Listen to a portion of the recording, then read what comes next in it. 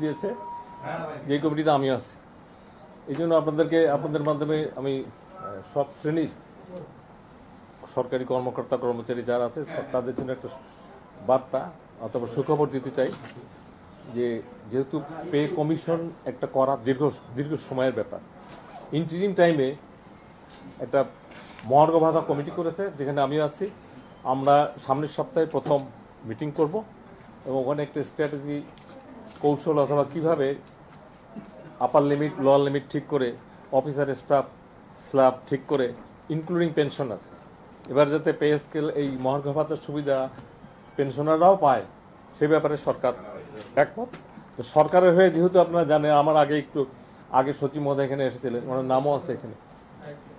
তো এইটা খুবই একটা আমি মনে করি সময় উপযোগী, যেহেতু ইমিডিয়েট যাতে দেওয়া যায় এবং আমাদের থাকবে কি বলবো যে চেষ্টা থাকবে শর্টেস্ট পসিবল টাইমে সরকারকে সাজেশন দেওয়া, সরকার সাজেশন দিলে ইমপ্লিমেন্ট করবে এবং এটা যত তাড়াতাড়ি যায় তত ভাঙব। এটা হলো একটা। এটা হলো অবশ্যই মহার্ঘ ভাতা দেওয়া হবে দেখেই তো কমিটি করেছে, সেটাই কমিটি সাজেস্ট করবো। সময় হ্যাঁ কমিটির একটা পার্সেন্টেজ না, আমি বলি যেমন আমরা এই সাজেস্ট করেছিলাম 37 আর 35, শেষ পর্যন্ত হয়েছে 32। ঠিক এরকম আমরা আপার লিমিট আর লোয়ার লিমিট একটা দিব, কিন্তু দেয়া হবে, অবশ্যই দেওয়া হবে। 2 নম্বর হলো এখানে একটা ব্যাপার আছে, আপনারা জানেন অফিসারের স্কেল আর স্টাফের স্কেল সেম না। এই মহার্ঘ ভাতাতে হয়তো এমন হইতে পারে যে স্টাফদের হয়তো একটু বেশি থাকতে পারে, তার চেয়ে একটু এটা একটা বিষয় থাকতে পারে। আর হলো আগে কখনো এটা ছিল কিনা, এবার আমরা ডিসাইডেড পেনশনাররা যেন বেনিফিট পায়, কারণ পেনশনাররা এমনি যখন যায় চিকিৎসা এটা সেটা টাকা পয়সা ভাড়া, পেনশনারদের বেশি দরকার। একটা লোক চাকরিতে থাকলে ওটা পার্ট টাইম এটা সেটা অনেক কিছু করতে পারে, কিন্তু পেনশনারদের এমনি সে অসুস্থ, বৃদ্ধ, বয়স দায় দেয় না। আর একটা লোক তার মেডিসিন কস্ট প্রতি মাসে অনেক বেশি লাগে। এটা আমি এই রিলেটেড হলে বলেন। জি জি,